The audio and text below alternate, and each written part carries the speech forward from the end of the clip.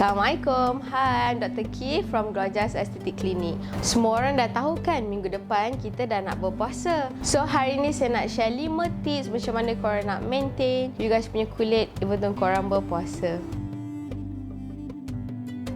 Okay, first thing first, hydration is the key. You guys kena minum air yang mencukupi, especially waktu sahur tu you guys minumlah air sebanyak mana yang boleh, and also bila kita dah berbuka nanti, okay?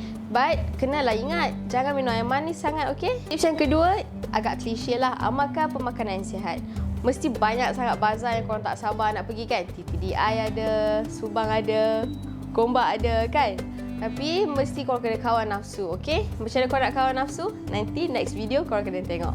Sebab apa kita kena kawan makan kita? Sebab bila kita consume too much sugar, banyak sangat gula, kita akan boleh kena senang acne, kita akan dapat dah bercin, okay? Nanti raya nak cantik kan? Tips yang ketiga, kawal portion makanan korang bila berbuka nanti.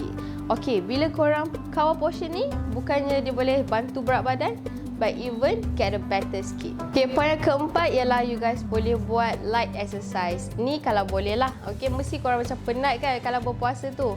Tapi instead of bila korang jalan-jalan kat bazar pun dah kira exercise tau. Last point ni yang paling penting juga ialah your skin care. Still kena maintain. Jangan malas-malas lah waktu bulan puasa.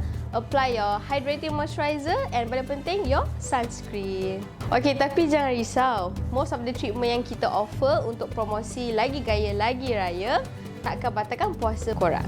Jangan skip puasa tau.